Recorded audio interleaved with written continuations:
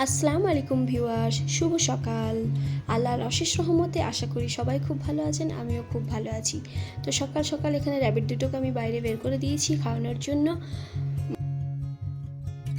দেন আমি রাত্রে এখানে একটু টক দই বসিয়েছিলাম, তো সেটা খুব পারফেক্টলিভাবে বসে গেছে, একটুও পানি কাটেনি।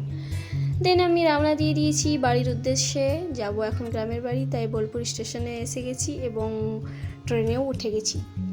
বোলপুর স্টেশনটা দেখলেই এক অদ্ভুত অনুভূতি আসে, যেন সব কিছুতে কবিগুরুর ছোঁয়া,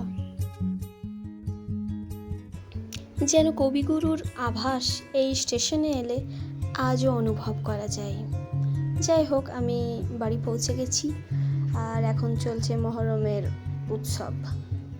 যদিও মহরমের এই উৎসব করা উচিত কি উচিত নয় সেটা নিয়ে অনেকেরই মতভেদ আছে, তবে আমি যতদূর জানি মহরম হচ্ছে 10ই মহরম। এই দিন অনেক ঘটনাবলী আমাদের ইসলামে ঘটেছিল, যেমন দুনিয়া সৃষ্টি করা হয়েছিল এই দিনে, আকাশ হতে বৃষ্টি হয়েছিল এই দিনে, আদম সাল্লাল্লাহু আলাইহি ওয়াসাল্লামকে সৃষ্টি করা হয়েছিল এই দিনে। দেন এখানে একটু ঘুরতে বেরিয়ে পড়েছি, যদিও বৃষ্টির দিন, বৃষ্টি ভেজা দিন, বৃষ্টি তো হবেই, তবে এই বৃষ্টির দিনেও একটু ঘুরতে বেশ ভালোই লাগে। তো এখানে আমরা চলে এসেছি একটা রেস্টুরেন্টে, ইকোনেস্ট বলে নাম, যাই হোক। তো এই যে এসে পড়েছি, বাচ্চাদের খেলাধুলো তো আছেই, ছুটাছুটি তো আছেই। দেন এখানে একটু ঘোরাঘুরি করব, খাওয়া দাওয়া করব। তো রেস্টুরেন্টটা বেশ ভালোই, এখানে কিছু ফুল রাখা হয়েছে, দেখতেও খুব সুন্দর লাগছে। দেন ভিতরে যাওয়া যাক, দেখা যাক ভিতর দিকে কি আছে। একটু দেখে তো মনে হচ্ছে বেশ ভালোই।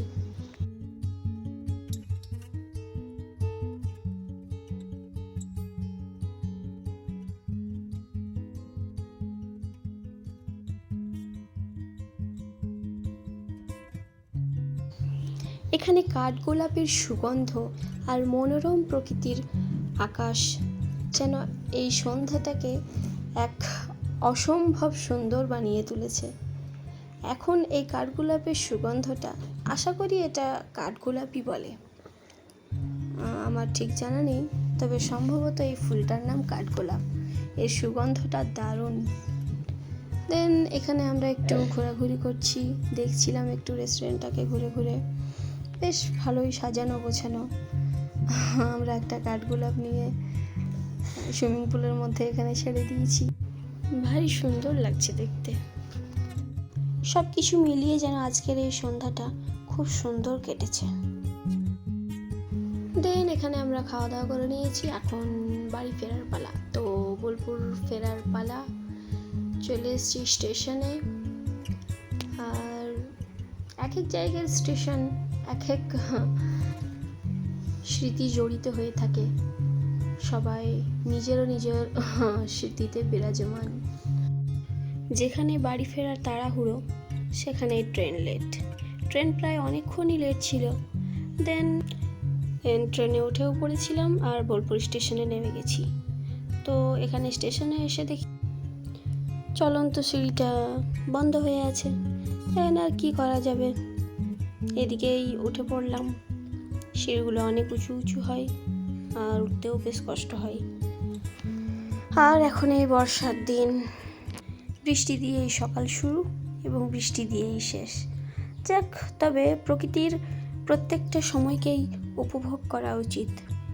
এখন যে গাছপালাগুলো কি সুন্দর সবুজ হয়ে উঠেছে আর সতেজ হয়ে উঠেছে, দেখতেই ভালো লাগে।